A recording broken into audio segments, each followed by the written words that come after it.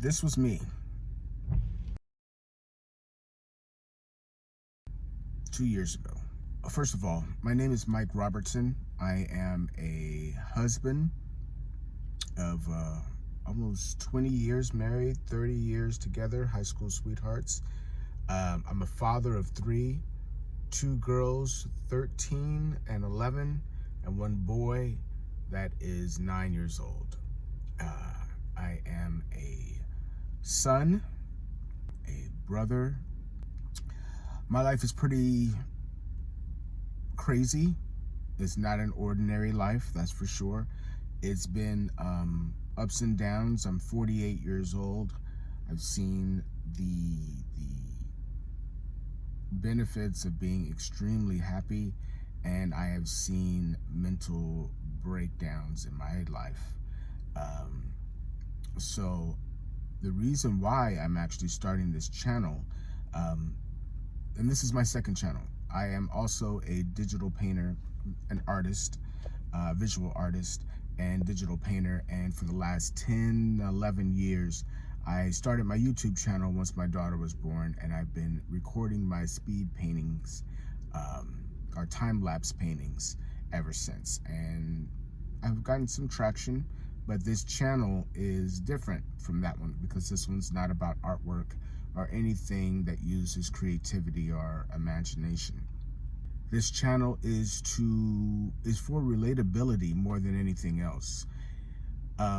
During my time at my lowest level, I kind of felt alone, and that's what this channel is for. I want to make sure that anybody who's going through what I've already experienced never feels like they are by themselves. Now, I felt like I was by myself. I knew I wasn't, because I'm an intelligent person, and I know that a lot of people go through hard times. However, when it just didn't feel like I had anybody to talk to, that's what this channel is for. There's been so many times where I needed somebody to talk to, and I didn't want to rely on family. I didn't want to burden them. I didn't want to rely on my friends. But I did need that outlet, and I want to make sure that I can use this phone or this camera to let things out a little bit more at will, and record the process so that I can share the process. So if you are going through something similar, you're not alone. That's the #1 reason behind Mike's channel. Besides that, the reason why I did go through heartache is because of a number of different reasons, but primarily is because my wife is ill. Back in 2014, I think, it was a very, very short time after my son was born, my wife was diagnosed with, she was diagnosed with kidney failure, and it was pretty extreme. It wasn't to the point where there was talks about dialysis. It was, you need to hurry up, and your kidneys are failing on you right now, and if you don't act, you're not going to make it. So it was a urgent, big change to our lives. It turned everything upside down, and we had just had a baby. So life got rough fast, and our love was tested. And so we went through a very, very difficult time, and that was 2014. And right now, today, matter of fact, is August 1st of 2022. And that's just to show you how long we have been going through this situation. She's still ill, and however, she's a lot better than she used to be. But this is not about her recovery. It's about the journey that it took to make sure that we're getting to this spot. And not only that, to record and document the process that is going to take place once she does get her new kidney. I started a YouTube channel, not a YouTube channel, I started a Facebook channel called Live Donor Search for Tessa. It's a live donor for Tessa, that's the name of the channel. But it really is a search for anyone out there that would like to become a live donor. And what is a live donor? A live donor is a selfless person who, by the grace of their heart, donates one of their important organs, vital organs, to someone in need. These people are just heaven sent, and I want to make sure that I get out our request and our search as much as possible. So that's part of the reason why we have this channel and the Live Donor for Tessa Facebook page, is to spread the awareness that yes, we are indeed looking for a live donor, but more than that is to basically unify a lot of people that are going through the same situation. My wife was not a glutton.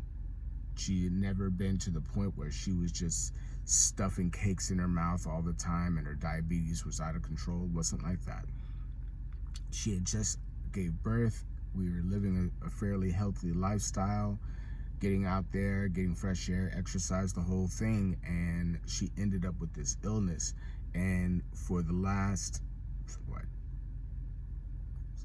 7-8 years, we've been basically clueless on why this happened, how this happened, and the support that we've received is vast, but it's also very,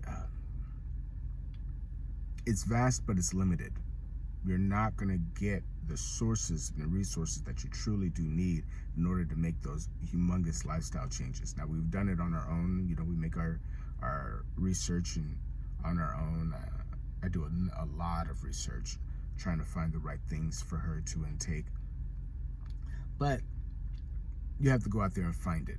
And that's the hard part. So this channel, again, is for anyone who is the caretaker for someone who's ill. That's the number one thing, because we're always concentrating on the person who is ill. And of course, the focus should be on them. But every once in a while, the person who's caring for that ill person gets overlooked. And if you really, really focus, you'll notice that that person is a little bit more broken than the person, not saying that the person who's ill, more broken, but just as broken. There is nothing on this planet like seeing your loved one suffer and you can do nothing about it. That feeling is, it leaves a scar, a mental scar on you. And if you don't go to therapy or don't talk it out, that scar gets worse. It's PTSD. No question about it. Seeing your loved one suffer and you being absolutely helpless to do anything to ease their suffering is it's a hard thing to face.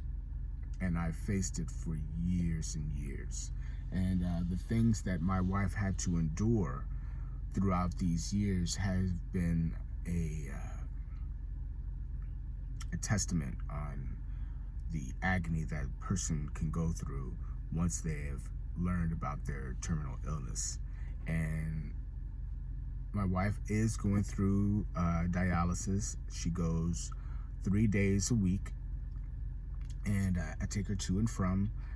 She was doing peritoneal dialysis for years, and so we had the machine at home. We had bags and bags of solution. We would have to be very clean and sterile and make sure that nothing gets contaminated.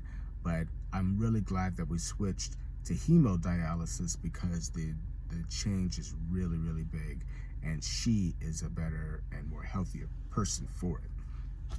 So, all of that to say, welcome to this channel, Mike's channel. I'm Mike. This channel is for anybody who is the caretaker for someone who's terminally ill, the family and friends of someone who is terminally ill, and just a soundboard for anybody that's going through a state of depression, wondering if life may be a little bit too hard to handle, and anybody just going through it. I have gone through it. I've seen my wife suffer so much to the point where it almost broke me mentally. And just to let you guys know how severe this got, My wife, just to let you know, has suffered through pneumonia twice, a blood vessel rupture in her eye, in the waiting room on her way to having another surgery. She's had 2 different catheters put in. She's been on peritoneal dialysis for years, and that gave her a number of different abscesses, a number of different infections. In 2020, while celebrating my 45th birthday in Tahoe, she suffered from 5 heart attacks in one day, was in a medically induced coma, and was hospitalized for 1 month. The very next year, almost to the day, she was hospitalized again. This time we didn't know what the problem was, but she ended up having 4 surgeries during that month-long stay in the hospital, and a hemorrhage, her gallbladder removed, which was an emergency situation, not the routine situation. Normally, a gallbladder is a pretty simple procedure, but my wife walks away with a blood hemorrhage and a huge incision on her abdomen to remove a extremely infected gallbladder. So all of these things happened. My kids were witness to it. I was witness to it. And time again, we've had to nurse her back on her feet. Now, she is feeling good, she's looking good, and she's being the best mom and wife that she could possibly be. The next step is to get her the kidney that she most definitely deserves and see what kind of transformation her new life brings. And that's what I want to see. Because my children are really, for the first time, seeing their mom now. I mean, my daughters are tweens and one's a teenager. And this is the first time that they're really seeing their mom because she's been so sick for so long. So they're meeting her. I'm kind of falling in love with her all over again because it's been such a transformation from, I would say, April or May of last year of 2021 to now. She is a different person, and I'm so grateful for that. But for right now, I need us to get to the next level. I need that new kidney. I need her to feel better and to just be better, healthy. So from time to time, I'm just going to drop normal videos just like this, letting you know how things are going, but also discussing things from the past. I watched a documentary on Muhammad Ali, and of course, I'm not Muhammad Ali. I'm not a legend or anything. However, he said that I'm an intelligent man to know that these times and these experiences are valuable and should be documented for my future family. That's what these things are for. That's what these cell phones are all about. It's the power of having a camera in your pocket. It's making sure that I'm going to be able to talk to my great-grandchildren without me being here. That's the #1 rule. So, love on your families as hard as possible. Time is short. Don't waste time with bullshit. We will talk soon. And peace. Until next time.